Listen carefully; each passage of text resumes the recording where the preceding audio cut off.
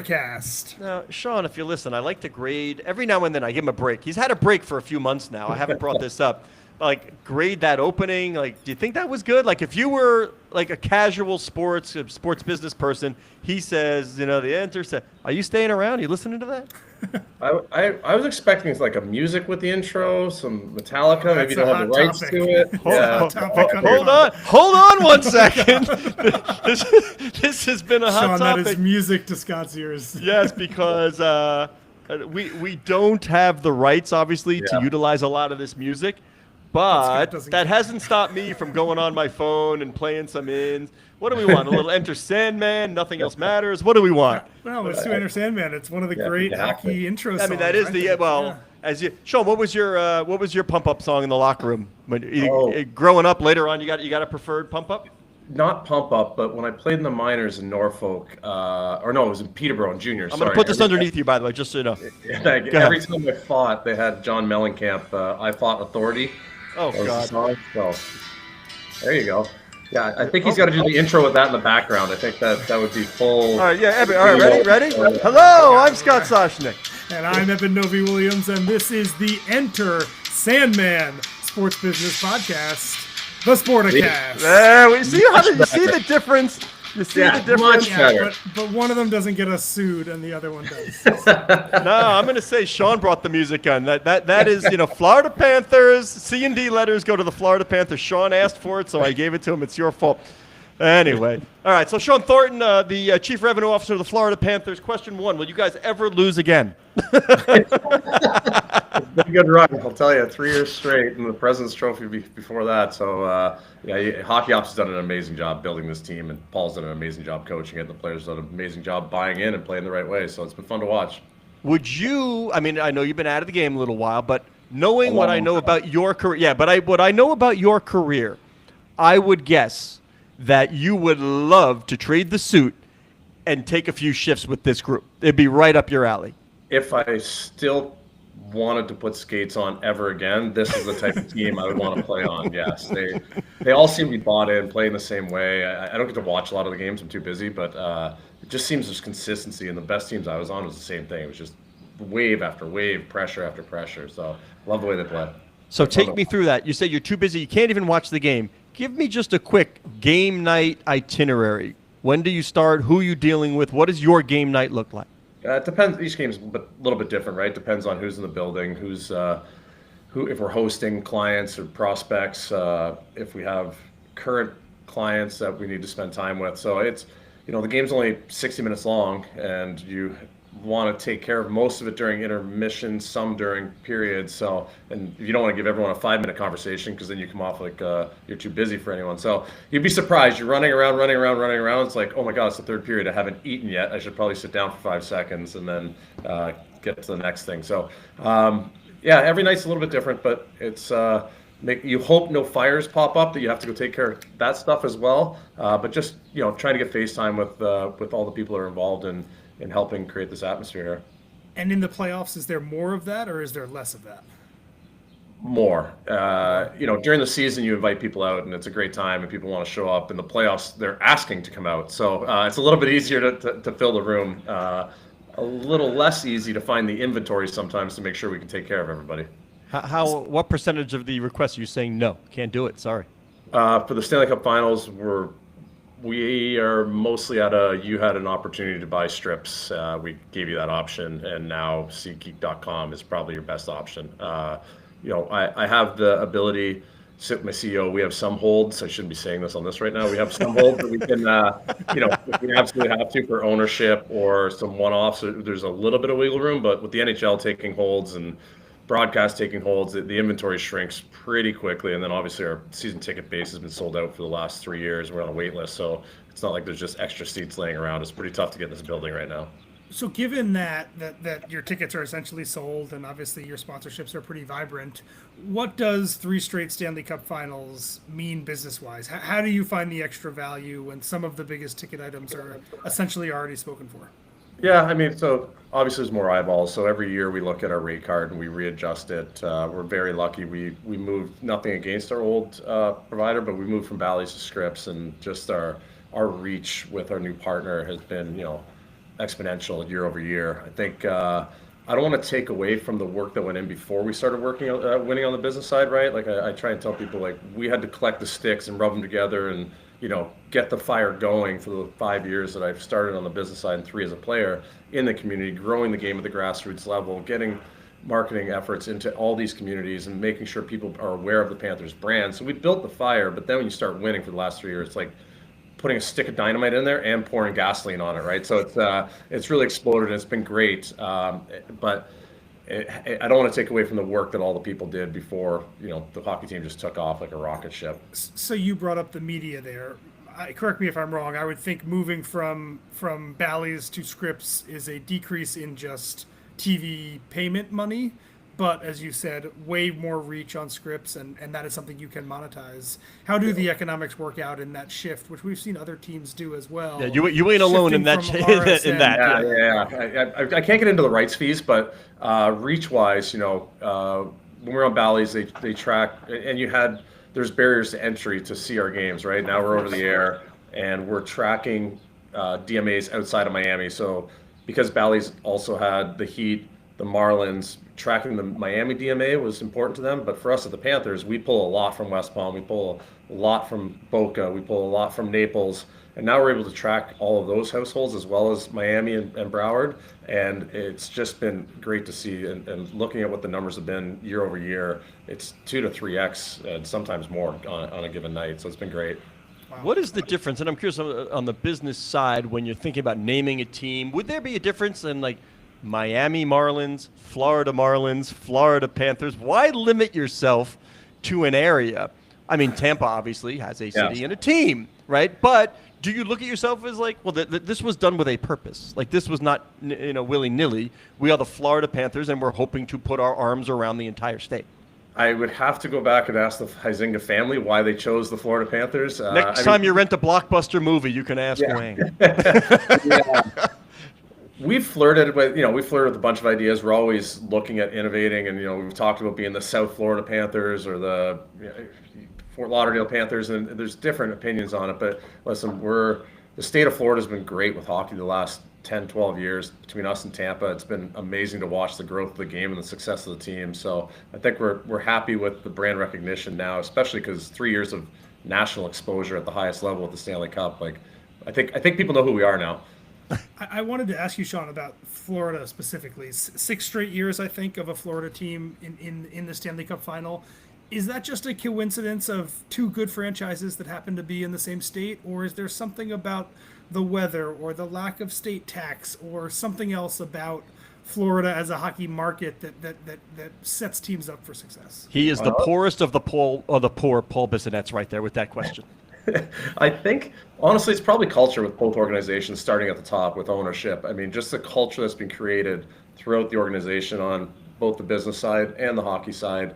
It starts at the top, and people want to come play for great organizations. It helps that you're in a great, market as far as weather and other things, but the amenities are great. I think it's more just guys want to play here because they want to play here. And now we have our core group that have been locked up for a while and continue to be locked up, and other guys want to be a part of that. And I think it's the same thing in Tampa for those years. I mean, they have a great hockey team. They're competitive year over year. And I know as a former player, like when I was looking for my next spot, I was looking for a combination of things, and having the potential to have a winning record was definitely one of them. My partner is an Oilers fan just because she watched Connor McDavid once and was like, "Oh wow, that guy's different and awesome." And he's pretty special. We watched the Amazon show about the final from last year, and at one point during one of the episodes, she turned to me and she goes, "I think the Panthers are just more fun. Like these guys look like they're having more fun than the Oilers do."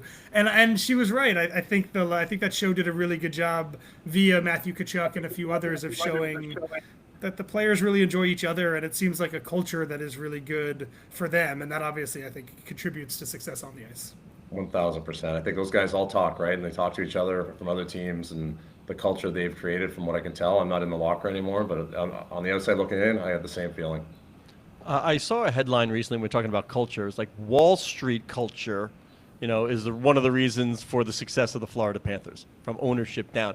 Do you feel that? Is there a real difference between well, we see a lot of private equity ownership, whether it's the Josh Harris's of the world, but we do see a lot of folks from the finance world getting involved in sports these days. Is there a finance focus where you feel it, say, this is different? I would say the things that we're really strong in our culture is we're very nimble, we're very innovative, and we have the ability to move, to fail fast, learn faster. I think the entrepreneurial spirit of our ownership, as well as the finance background, allows our culture to. We're probably not as layered and corporate and take 7 months to get to a decision. If we think it's a good idea and we present it, we're allowed to go, and we empower our people to make those opportunities aware and bring them up the ladder. So I think work ethic, I think the nimbleness that we have and the ability to innovate, I think those three things have really helped us be successful on this side of the business. There's no bad idea that comes up. Can you give us an something stand idea out? that where you did something quickly and you're like, well, all right, didn't quite work out the way we thought it would, but we learned something and it led to something else? Yeah, I think, oh God, off the top of my head, put me on the spot. I should have had this pegged since I knew I was going to be one of the answers. But we talked about this yesterday. When NFTs became a hot topic for 30 seconds, right? We looked at it, we talked about it, we researched it for a week or two, and then we said, we want to be the first to go, but we're not creating a whole R&D development and department, and but let's stick our toe in the water. Let's see if this has legs. Let's see what we're gonna do. And I think we're the second team to get an NFT out. I think personally, the New Jersey Devils beat us by like a day, and I think it's proximity bias with the league offices being right there. Wait a minute. I'm going to tell you the answer to that one, Sean. I can give you the answer without knowing. I'm going to go out on a limb, and I'm going to tell you the reason for that. Because when NFTs were hot for that 30-second, that happened to be, Eben, to correct me if I'm wrong, but that was the Scott O'Neill tenure running Harris Blitzer. Yeah. Okay, Yeah. let me. I'm not telling tales out of school here. Mr. O'Neill, First Mover. who I've known for almost 30 years, Yeah. this guy covets first mover status. Yeah. He- So I was you know- close. I was right there. I was close. I was close. Yep. But we presented the idea, and it wasn't, well, we don't exactly know what NFTs are yet. They're like, okay, well, show us the plan. All right, how are we tying this? What's the plan? What's the marketing plan? What's the revenue? And it wasn't a ton, but it was like, yeah, let's try it. Why not? So one off the top of my head that was, and then NFTs are not really much of a thing anymore. So we're glad we didn't have a whole R&D department being created to monetize these for the next century. But we're allowed to go. Did you keep the sales in crypto? I'm curious. No, we actually gave the converted option. to dollars? Yeah, cash. We converted to cash. I was So talking tell- to I won't say Unfortunately, who, I would have liked to have gotten in on the crypto side back then if I knew. It's Yeah. funny. I I was still talking don't- to Didn't Papa John's take 10 Bitcoin for some pies back in the day, right? I think so. like a $10 billion pizza at this point. Yep. Nice. I was just going to say, I was talking to a team, I won't say which one, but had done an NFT thing a while ago, and they were debating at the time, we've got all this cryptocurrency, do we convert it to dollars, do we sit on it? They sat on it, and then obviously the value of what they sold 4 years later is now worth like 4x what it was at the time. So some people just luck into more revenue Yeah, just by that's off to sitting them. on the proceeds. Yeah. That's off to them. Sean, give me macro level. What's going on in the business of hockey, and if you want to, how does it apply to Florida and the Florida Panthers? What's table stakes? What's everybody talking about? I think probably go back to February. I think that the Four Nations just opened the world's eyes to how the sport of hockey and the culture of hockey is just at another level. I mean, this is not taking away from other sports, but we have guys that are teammates literally fighting each other for a made-up trophy because they have their countries on their chests, compared to other sports where there's no tackling or there's not the best player in the world winning the dunk competition. It's just like seeing the authentic nature of hockey players and how they go about business. I think from what I can tell, the people calling and reaching out saying, "Oh my God, I can't believe those guys literally punched each other in the face during their All-Star break." Like it really speaks to the culture, and I think it'll put a lot of eyeballs on us. And you got to tip the cap to Marty Walsh and Gary Bettman allowing the players to, and the ownership allowing the players to play in a type of tournament like that mid-season. I think it really opened up a lot of people's eyes to what the sport looks like as just down to the core. So Speaking of the Four Nations, why aren't the Kachucks more famous in America? because you It can't seemed spell their like, name. Nobody knows there's a silent T. Come on, how do you spell Kachuk? I would say the amount of between- deals Matthew has, he might be famous now. He's got a, he's Okay, got a is lot that of what I was marketing. going to ask? If you think that the kind of the spotlight of that tournament on both of them, but Matthew in particular, changed things for him financially. I don't know if it changed him from a financial standpoint. I don't know what his deals are. We don't really get into them, but I see his face a lot of places now, especially locally in the market. So good for him. Well deserved. 'Cause he's such a great guy, such a hardworking guy, and such a great culture fit. So good for him. As a guy that used to do it for himself, like I don't think I ever got the deals he had, but they're not easy to put together when you're a player. You're trying to figure it out as you go, and it's good that he has that mindset already as a young player and a superstar. I'm going to make the joke that you can't because of, the position you occupy. But I would say, imagine if he was a good-looking dude. I cannot comment on Mr. Kachuk's looks. I think the whole family is very fine looking. Well, Yes, great. in the marketing world, I feel like there is and maybe stigma may be accurate about hockey players that they are just not attention seeking in a way that gets you kind of big marketing deals in the way that athletes in some other sports are.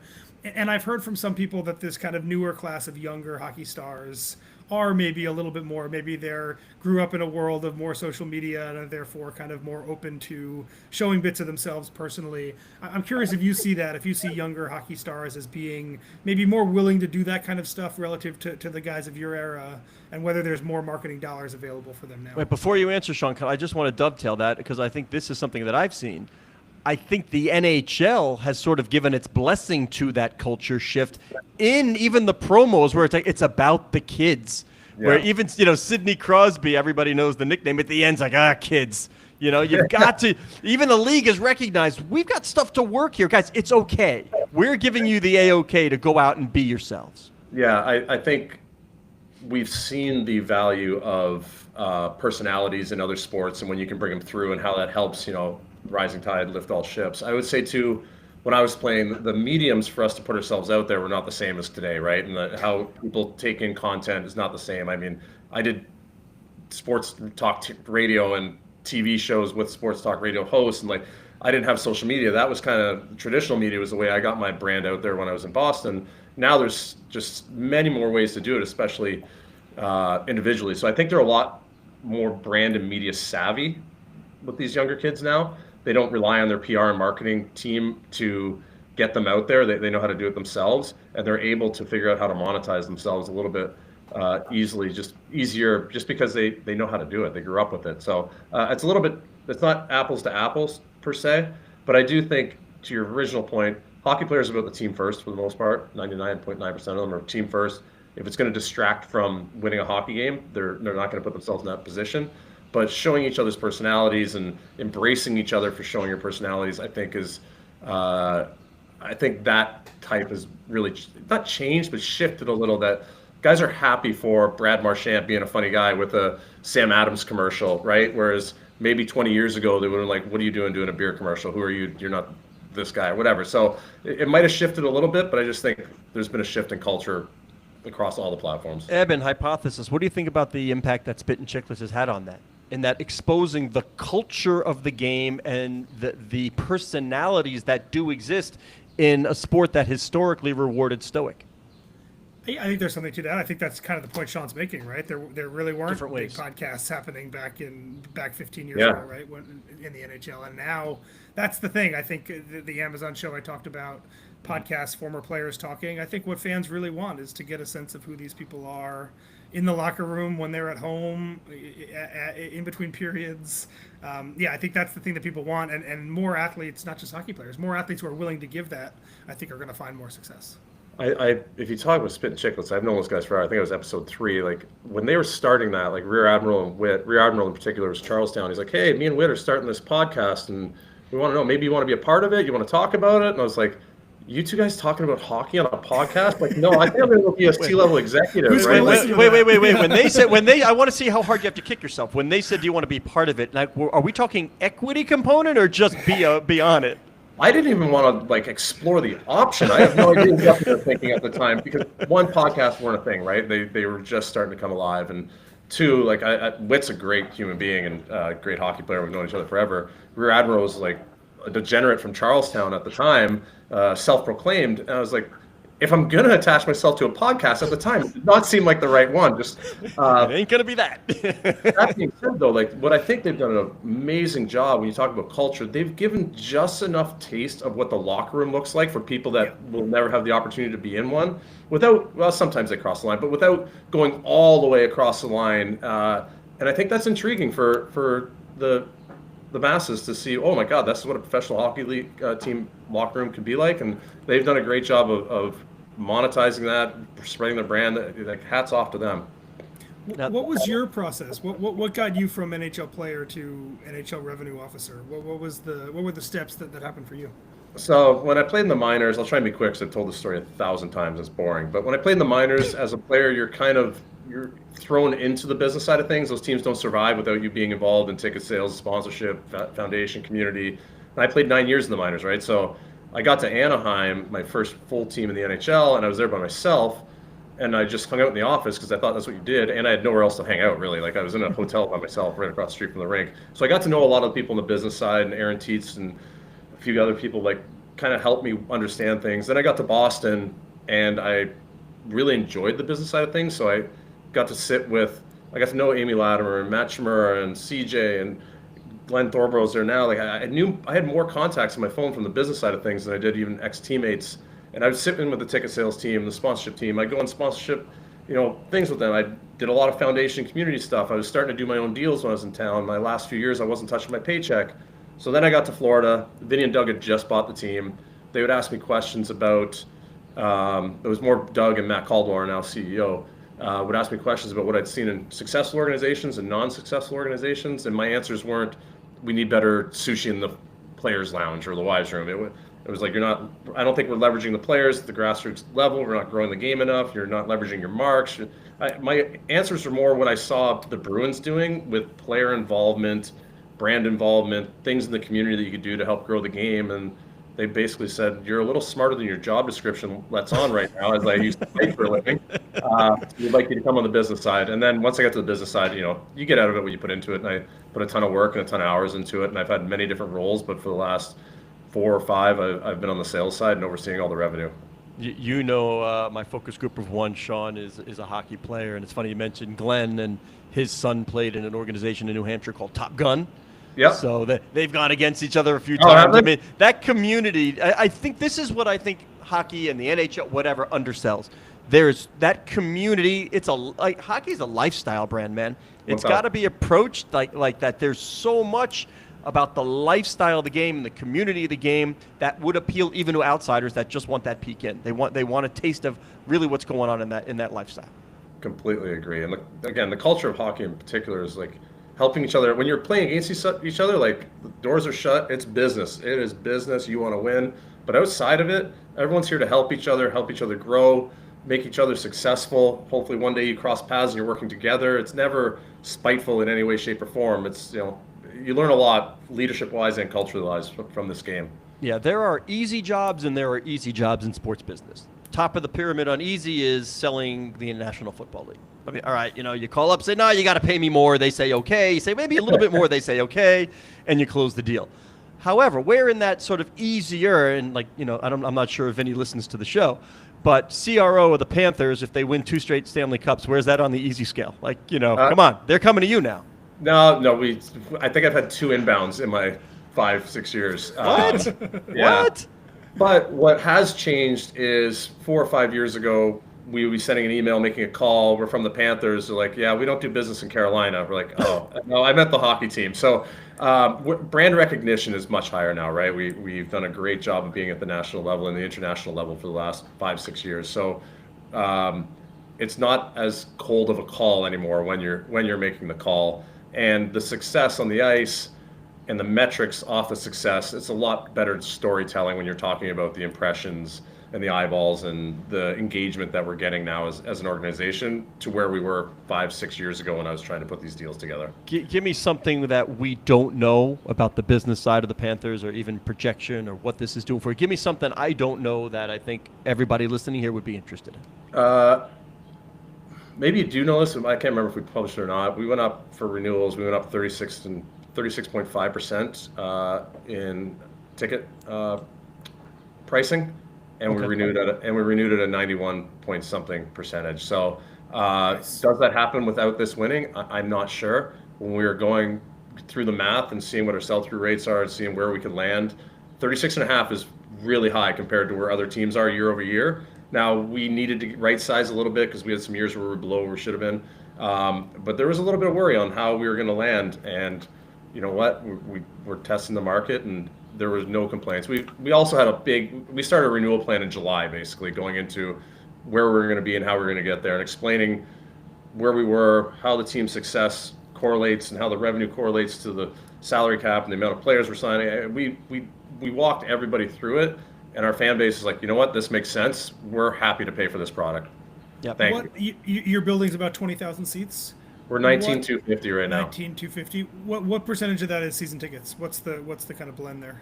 We're at 13.5 approximately. Okay. And in That's your a healthy mind, base, would you Yeah. rather increase that number, decrease that number? What's the ideal given that there's more demand now? It seems like in the market for season tickets at a higher price. Last year we capped it at 13. This year, going into the season, we went into 13.5. We are working on a renovation of the arena, so that might affect what the seat count looks like going forward. So we're working through that right now.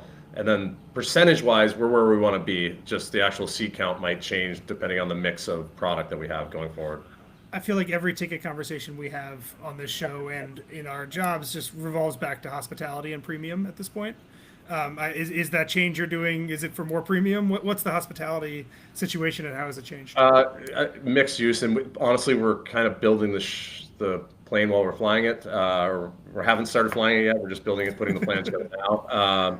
So we're looking at, if we create this space, it's going to be multiple different things. There will be added premium. There will be added group space. There will be added SRO space. There will be added, luxury product at a smaller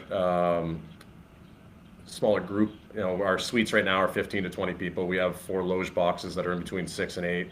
So maybe creating some of that product that if you have a need for a private space, but you don't have 20 people to fill it, you're looking at, where can I come into this picture and not have to just sit on the glass or whatever. So I'm being very broad because we're still working through this, but we're definitely looking at all the different options.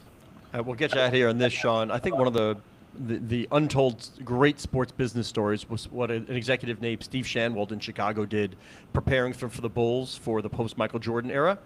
And it was building up that list. It was really creating a database of customers. And I really, how are you set for a time when maybe the Florida Panthers are not Stanley Cup contenders? Yeah, and we talk about this daily.